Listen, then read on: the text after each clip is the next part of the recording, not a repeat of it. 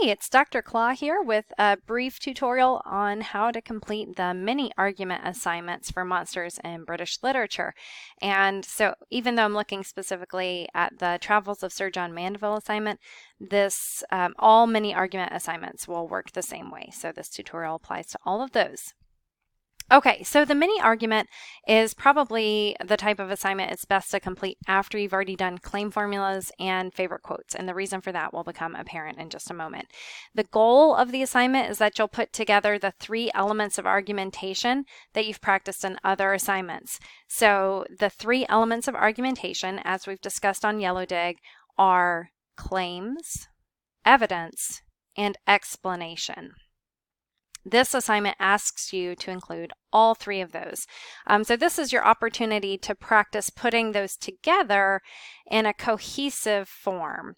You've worked with each of those elements kind of separately. Now's the time to really put them together. And this is a great opportunity to work specifically on your explanations because you can't really write an explanation by itself. It really relies on a claim and evidence, and we'll talk more about that in a moment.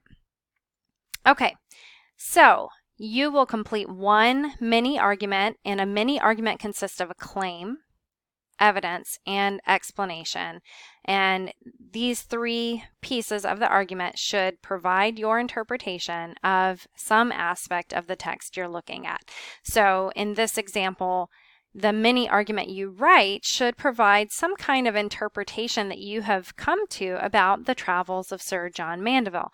Maybe you are going to interpret one of the peoples that he meets. Maybe you're going to interpret something about a story that he tells, like the story of the daughter of Ippocras, the dragon lady. Or maybe you're going to make an interpretation about how he's writing. So the way that he's describing it as a journey, or the way that he kind of jumps from place to place. Any of those approaches are appropriate because they're all your interpretation of the text, and they're all based on some specific detail about the text, whether that is the content of what Mandeville is writing or the way in which he's writing it. So any of those approaches are completely valid for this text. Okay, you should write it in paragraph format, not in a list. So the 3 types of sentences you're writing should all flow together as a paragraph. They shouldn't be separated. And you will color code each sentence in your argument so that it's clear how you're classifying each sentence. If you've already looked at the analytical paragraph assignment, instructional video, and prompt, this is going to be pretty straightforward for you. But basically, you'll classify your claims in one color. In my sample, I do those as red. You'll classify your evidence in another color. In my sample, those are blue. And then you'll classify your explanation sentences in a 3rd color. And in my example, that is green. If you want to use different colors, you are more than welcome to. Simply provide a color coding key at the top of your submission so that I know what each color means for your assignment. Okay, so the minimum requirement is 1 sentence of each type. So the minimum requirement is 1 claim, 1 evidence sentence, and 1 explanation sentence. However, you will not be penalized if you have more than 1 sentence of each type. I know that for different people, these sentences are going to be different lengths. You know, some of you are more comfortable writing a claim that's a single sentence. Some of you are more comfortable writing one that's 2 sentences. And then sometimes your explanations need a little bit more room to explain how the evidence supports the claim, and it doesn't all fit in 1 sentence. So you will not be penalized if you have more than 1 of each type. You just need a minimum of 1. Okay, so the first type of sentence you'll write is the claim formula. You should feel pretty good about this one. You've practiced this form several times. And again, if you've already completed the claim formulas assignment for the text you're working on, so in this case, if you've already done claim formulas for the Travels of Sir John Mandeville, you can certainly choose one of those 3 as the basis for your mini argument. So you can reuse work that you've done in this module, in the module for the text you're working on. Same thing with evidence. If you've already completed a favorite quotes assignment for this text, you could pick one of those pieces of evidence as long as it supports your claim. So here's where you need to do a little bit of work and make sure that the components of your argument do actually work together. Because your third section is the explanation, where you explain how the evidence that you have chosen supports the claim that you're making about the text. So this is your opportunity to say, all right, I have my interpretation, that's the claim I told you, and here is how the evidence that I presented to you led me to that interpretation. And I'm going to walk you through how that evidence leads me logically to make the interpretation that I made. So the explanation sentences are probably the hardest ones because they do have to be a combination of fact and opinion as you connect each piece of the evidence to your own interpretation. And so if you haven't already done so, I recommend you check out the Explaining Your Logic worksheet that I attached to the analytical paragraph post on YellowDig. And you can find that in the writing tag as well as in the instructional tag. The writing tag has fewer entries, so it's probably a little easier to locate it through that tag. And why are you doing this? Well, the goal is that you practice seeing how the three elements of argumentation work together. And also, this builds into the larger writing assignments. So all of the larger required writing assignments for this class will ask you to use this exact method of argumentation.